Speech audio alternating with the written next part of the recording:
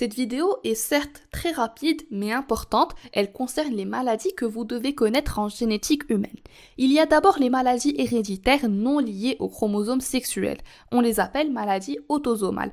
Ces maladies autosomales peuvent être récessives, comme par exemple la mucoviscidose. La mucoviscidose est une maladie qui entraîne une augmentation de la viscosité du mucus, c'est-à-dire que le mucus devient plus visqueux, plus épais, ce qui entraîne notamment des problèmes respiratoires et pancréatiques. On a aussi la drépanocytose. C'est une maladie qui entraîne une déformation des globules rouges. On les qualifie de drépanocytes, de globules rouges en faucille ou encore en banane. Cela gêne les échanges d'oxygène au niveau des tissus.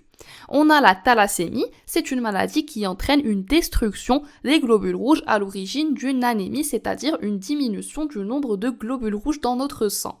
On retrouve aussi des maladies autosomales dominantes, à savoir la chorée de Huntington. C'est une maladie dégénérative du système nerveux avec une perte progressive des fonctions motrices et intellectuelles. On a ensuite les maladies liées aux chromosomes sexuels. Certaines maladies sont liées à X. Elles peuvent être récessives, comme le daltonisme, c'est une anomalie de la perception des couleurs, c'est-à-dire que les sujets ont le plus souvent du mal à distinguer le rouge et le vert, c'est-à-dire les couleurs du drapeau marocain. On a aussi l'hémophilie, c'est une anomalie de la coagulation. Une personne hémophile saigne énormément et n'arrive pas à former de caillots sanguins pour stopper ses saignements. On a aussi la myopathie de Duchenne, c'est une maladie dégénérative du système nerveux avec une dégénérescence progressive de l'ensemble des muscles de l'organisme et ça entraîne une paralysie totale.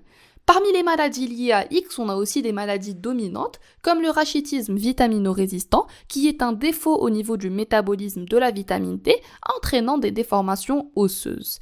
Parmi les maladies liées aux chromosomes sexuels, on a aussi des maladies liées à Y, comme l'hypertrichose des oreilles, qui est une maladie qui n'apparaît que chez les mâles, parce qu'elle est liée à Y. Ces mâles se caractérisent par une pilosité excessive, particulièrement au niveau de l'oreille.